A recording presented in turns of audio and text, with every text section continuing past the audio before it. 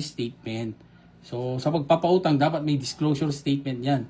Merong information tungkol sa detalye ng pautang na yon. Kung ano ang gross amount, and then ano yung deductions of the loan, and of course kung magkano yung net proceeds of the loan. So, dapat lahat yon nandun po sa kanilang disclosure statement na karapatan na malaman ng isang borrower. Ngayon, yung tanong nyo po kung ano ang pananagutan ng isang credit institution, kung halimbawa hindi sila sumunod dyan sa ating Truth in Lending Act. So, baka pwedeng ano yan, pwede silang, una dyan would be, siyempre, pasaraduhan yung ano yan, pwedeng pasaraduhan yung lending institution who failed to comply with that requirement of the law. Kasi siyempre karapatan yan ng bawat nangungutang na to disclose yung mga nilalaman ng isang pautang sa pamamagitan ng yung disclosure statement. Okay, so yan yung requirement. So, yung harsh punishment dyan would be, yan nga, yung sinabi ko ma'am, would be, it might cause the closure of that particular,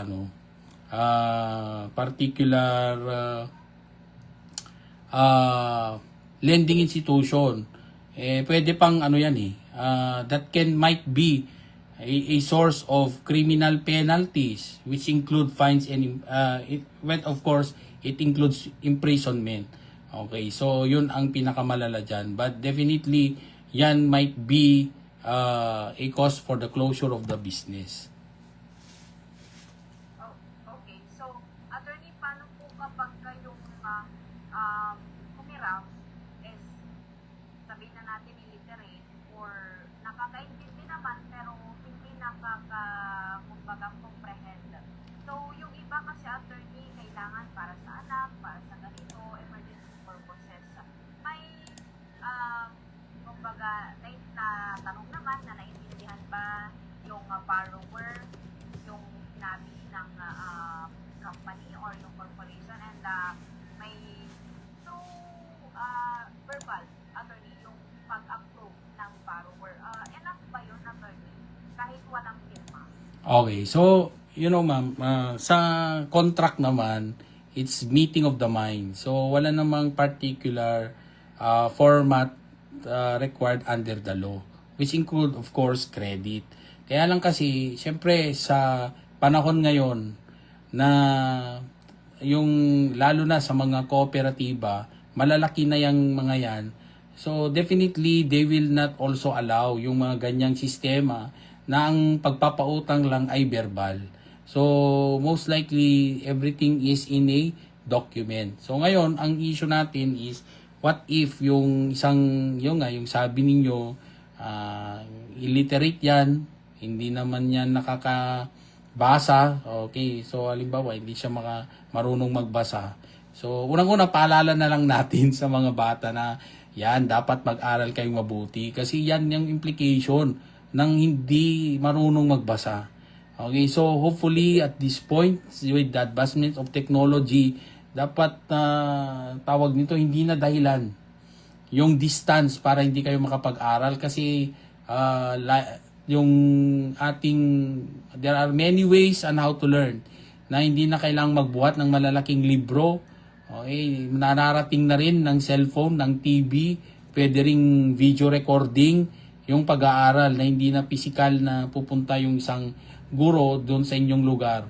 So, hindi po dapat dahilan yan para hindi kayo marunong magbasa. So, anyway, that's out of the topic. Siningit ko lang kasi, siyempre, gusto rin nating magpaalala sa ating mga kababayan na ganun kahalaga, lalo na sa mga bata. So, moving forward doon po sa tanong, so, dapat marunong siyang magbasa or mapwede siyang, he can be, doon naman sa kontrata na papasukan ng isang borrower, meron naman po siyang witnesses.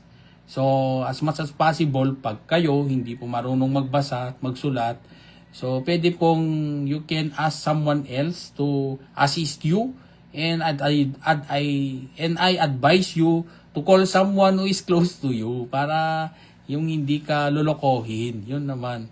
Okay, so yun ang isasama ninyo, and then of course, pag hindi siya makapagpirma, so pwede namang tamar. So there are many ways on how to make the agreement legal. So kung halimbawa, yan nga yung tanong ninyo, kung pwede bang verbal yung contract of loan, pwede naman. Kasi nga yung contract, when you talk about contracts, it's the meeting of the minds regardless of the form.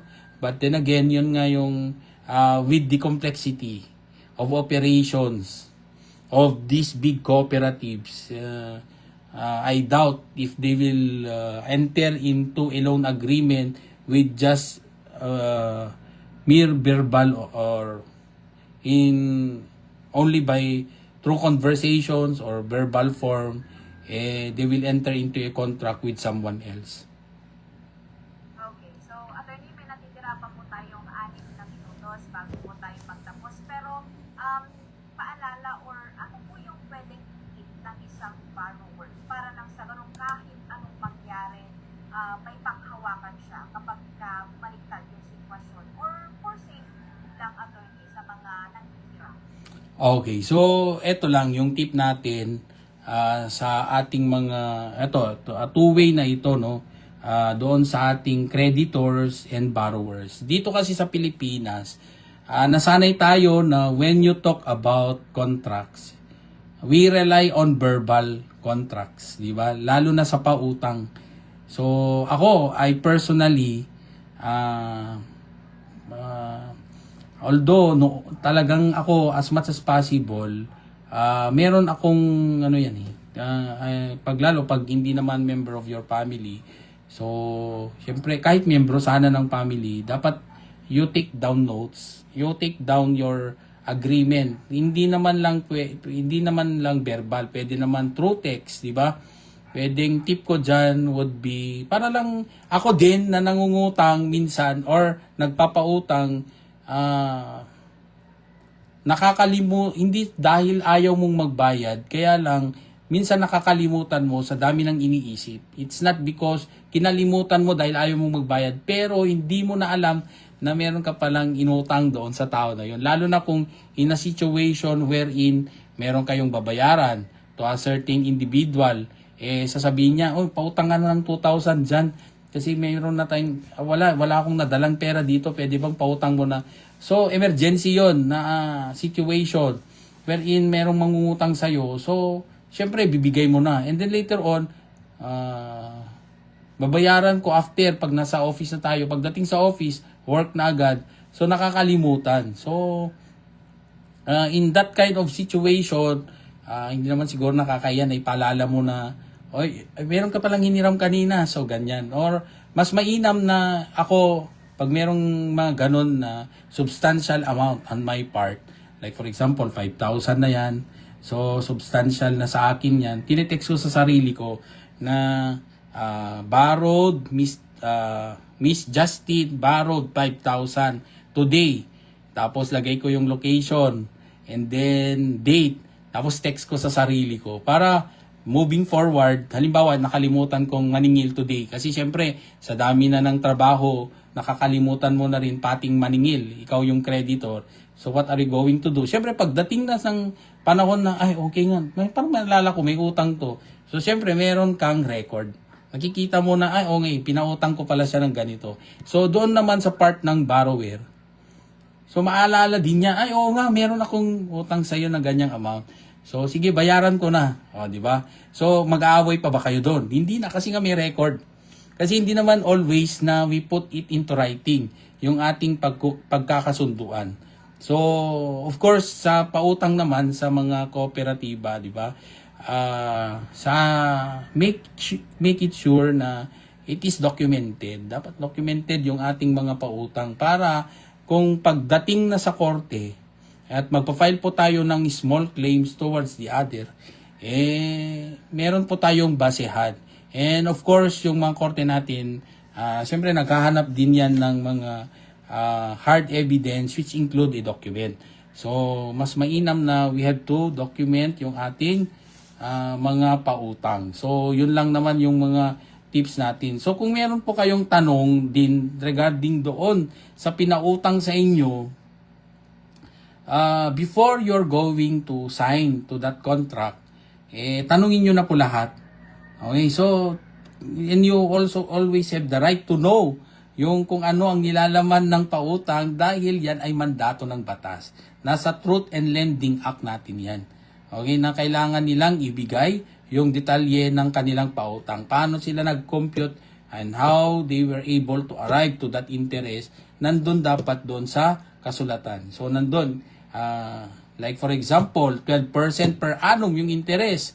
So, nandun po dapat yun. So, ngayon naman, balikan natin sa tungkol sa mga cooperatives. Kung sa tingin ninyo, medyo mataas ang kanilang interest, at the end of the day, sa kanino ba napupunta ang interest na sinisingil nila? So, babalik din po sa inyo in the form of, tawag nito, yung dividends. Magbabalik din sa inyo interest on share capital, patronage refund. So, in the end, kayo pa rin pupunta ang yung mga siningil nilang interest. So, wag naman masyadong mag-isip na eto namang kooperatiba na to, masyadong malaking kinikita yung sa atin. At the end of the day, kayo rin ang inaanapan niya ng kita eh. Okay? Because pagdating na ng General Assembly, babalik din nila sa inyo in the form of, yun nga, yung patronage refund, pwedeng dividends or interest on share capital. Okay. Attorney, kung may dadagdag ka pa na tips bago mag-apply ng isang kooperatiba or pagmanghiram, attorney, sa mga cooperative. Yung mga first time, lalo na attorney, at na hindi pa nila alam kung ano yung initial na gagawin nila. Yung iba nagre-rely sa mga dating miyembro, pero para sa iyo, attorney, bilang isang may kaalaman regarding po dito, ano po yung tips para po nang sa ganun maging safe yung panghiram nila ng pera? Okay, so una dyan would be, tip ko lang sa yung mga gustong mangutang sa mga cooperatives or gustong mag-invest sa mga cooperatives. Tingnan ninyo kasi yung background ng cooperative na yan. Meron naman silang, tawag nito, meron silang sariling Facebook account, yung legitimate Facebook account, i-ano nyo na yan, i-CI nyo yan. So, ano ba ang history ng co-op na yan? Ganun po. So, ngayon, wala nang nakatago sa mga cooperatives natin kasi nga nandun na rin sila sa various social media accounts in their promotion. So, pagdating naman sa pag-avail na ng kanilang loan, okay, so we have the right to know what is the content of the agreement through the Truth and in compliance with the Truth and Lending Act. Dapat kuha kayo ng kopya ng disclosure statement. Kung ano ba yung breakdown ng inyong loan, ng magkano yung gross amount, ganyan. Okay, and magkano yung deductions to arrive at the net proceeds of your loan. So, yun po yun. And of course, huwag nyo rin kalimutang magbayad kasi yung pagbabayad natin would of course affect your credit standing. Kung hindi po kayo marunong magbayad, nako, hindi lang yung sa co-op na yan kayo mabablacklist, baka pwede rin sa other cooperative. So, pangalagahan din yung inyong record. So, medyo maswerte kayo siguro dahil hindi kayo panagutin ng inyong cooperative. Kasi it is also a hassle on their part to do small claims. But then again, pag meron kayong bad record, you cannot anymore avail with other cooperatives. Medyo mahihirapan na po kayo kasi i-require din yan ng other cooperatives for you to seek clearance with their other cooperatives in the area. Kaya kiklearance mo rin yan. So magbabayad ka ulit. So bakit antayin mo pa yung point na yon kaysa nung mas mainam na magbayad ka na lang. So, pwede rin nyo po ako pala i-follow sa aking TikTok account. Meron na rin tayo sa TikTok. And of course, yung ating Facebook page para doon sa mga meron pang tatanungin po tungkol sa pinag-usapan natin today and mga future topics and legal issues. So, maraming salamat po Ma'am Justine sa pag-invite at sa lahat po ng nakinig today. Maraming pong salamat. So, thank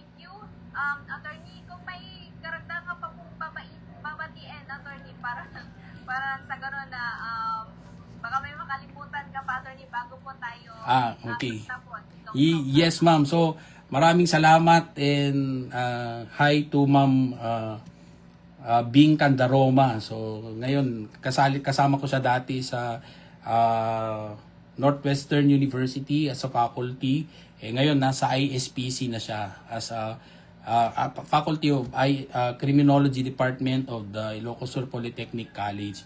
And of course, yung mga taga-Upland Ilocos Sur, mga mababait yan eh. Doon ko talaga na appreciate na ganda talaga ng Ilocos Sur. Kaya lang hindi lang siguro na po-promote yung iba diyan. But then again, hopefully I will be able to come to Suyo MPC. Layo pala akala nila masyadong malayo yung Suyo, not actually. Doon lang sa dulo ng Tagudin, paloob ka lang. Nandun na yung Suyo. And of course, to Sir John Bello ng Kailian MPC, doon sa may part ng Lidlidda. So, napuntahan ko na rin ma'am actually yung ating skyline dahil sa kanila. And I was able to visit as well Quirino and Cervantes. So, meron pang daanan doon papuntang Sagada. So, alam nyo na sabi nga ni Sir na po-promote yung lugar namin dahil sa pagbabanggit mo. But definitely maganda rin yung part na yan ng Ilocos Sur, not only concentrated sa vegan. Talagang sobrang gandang vegan. Okay, wala tayong duda dyan. Pero marami pa rin pala sa inyo din ma'am. Baka ikaw din, baka di nyo pa napasyalan yung mga uplands natin. Sobrang ganda. Hanggang Quirino. Nailibot ko dahil lang sa mga cooperatives, sa mga kinokonduct natin. And of course, baka nakikinig sila today sa inyong program. Ay, alam ko na malawak ang reach ng Bombo Radio dyan. So maganda hapon po sa lahat ng mga miyembro ng mga cooperatives dyan sa Ilocos Sur. So maraming salamat sa pakikinig. Okay, so once again, attorney, maraming salamat po sa oras na nilaan nyo sa amin ngayong hapon. At sana po maging guest pa namin ulit kayo sa susunod pang linggo. Pero attorney, once again, maraming salamat po sa oras. Isudaytan mga kapungko ni attorney. Okay, so yun po yung ating guesting sa programa ni Ma'am Justine Garcia ng Bombo Radio Vegan. So hopefully we can still be a guest of the program next week. Kasi syempre we are trying our best to expand as well our coverage para hindi lang naman gusto lang din natin na lalawak ang ating sharing ng information. It's because gusto rin nating mas maraming matututo sa ating mga para mas maraming matututo sa munti nating kalaman tungkol sa batas in this case today na yung ano natin is the Republic Act 9520, yung ating Co-op Code.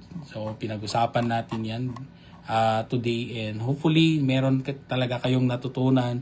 And you can also follow me in my various social media accounts. So hindi lang po tayo nasa Facebook, nasa TikTok din tayo. So maraming salamat sa ating dumaraming followers via TikTok, and nasa rin po tayo sa YouTube. Yung Attorney Kid, partner sa batas, at yung isa po is Attorney Kid Ruiz Castro. Okay, so yun po yung ating mga social media accounts. So you can follow me for other legal issues na pwede nating pag-usapan. So salamat din sa aking mga dating estudyante na nakikinig sa atin sa programa, like eto kasi yung ginagamit mo si Mr. Cator Esteban. Okay, so Cator kasi nilalagay niya, nakalimutan ko tuloy yung kanyang totoong pangalan, and of course si Jezreel. Okay, so Jezreel Pailma ng Bintar, Ilocos Norte. So thank you for watching, and pwede nyong ulitin na panoorin doon sa Facebook page ng Bombo Vegan. So live po tayo kanina. So maraming salamat, and have a good Sunday or blessed Sunday to everyone.